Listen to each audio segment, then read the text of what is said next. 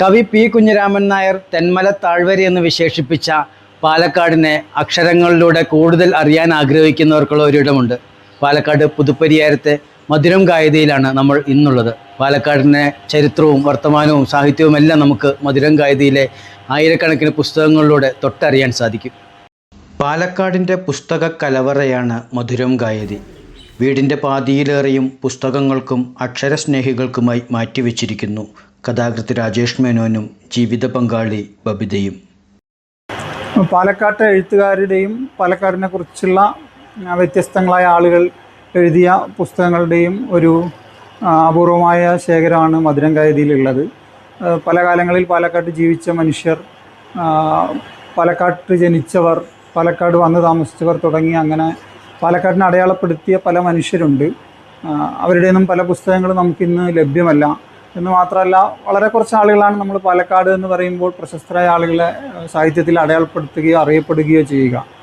തെന്മല താഴ്വര മുതൽ പൊന്നാനിയിലെ നിളാതീരം വരെ പരന്നുകിടന്നിരുന്ന പഴയ പാലക്കാട്, അവിടെ ഇപ്പോൾ ജീവിച്ചിരിക്കുന്നവരും കാലയവനികയ്ക്കുള്ളിൽ മറഞ്ഞുപോയവരുടേതുമായി 2000-ലധികം പുസ്തകങ്ങൾ ഇവിടെയുണ്ട്.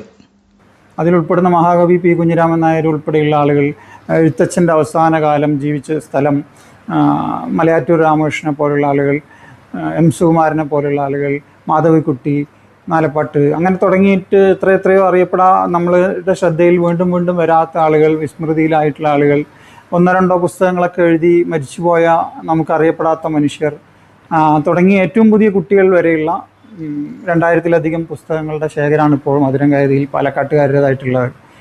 പല കാലങ്ങളിൽ എഴുതിയവരുണ്ട്, ഇന്ന് ജീവിച്ചിരിക്കുന്ന ആളുകളുണ്ട്, ജീവിച്ചിരിക്കാത്ത ആളുകളുണ്ട്. മലയാള സാഹിത്യ ചരിത്രത്തിൽ തങ്കലിപികളിൽ പേരെഴുതി ചേർത്തവർക്കൊപ്പം വിസ്മൃതിയിൽ ആണ്ടുപോയവരും നിരവധിയാണ്. അവരുടേതുകൂടിയാണ് മധുരം ഗായതി. പക്ഷെ അവരെ നമ്മൾ വേണ്ടത്ര ശ്രദ്ധിക്കുന്നില്ല, നമുക്ക് തന്നെ തോന്നി. അപ്പോൾ ഇത്തരം ആളുകളെ നമ്മളെങ്ങനെ അടയാളപ്പെടുത്തും, ആരടയാളപ്പെടുത്തും എന്നുള്ള ഒരു ചോദ്യം ഉണ്ടായി. അങ്ങനെ പാലക്കാട്ടുകാരെ അന്വേഷിച്ച് വായിക്കുന്നവരും കുറവാണ് പൊതുവെ. ആണെങ്കിൽ തന്നെ വളരെ പ്രധാനപ്പെട്ട ചില ആളുകളെയാണ് അറിയുക നമ്മൾ. ഇപ്പോൾ ഈ പറഞ്ഞപ്പോൾ വിക്ടോറിയ കോളേജിൽ പഠിച്ചിരുന്ന സമയത്ത് വണ്ടി തട്ടി മരണപ്പെട്ടു പോയ കുട്ടിയാണ് വിനീത. ആ വിനീതയുടെ കവിതകൾ ഏറ്റവും ഷാർപ്പായ ഒരു ചെറുപ്പക്കാരി അന്ന് എഴുതുന്ന ഏറ്റവും ഷാർപ്പായിട്ടുള്ള കവിതകളാണ്.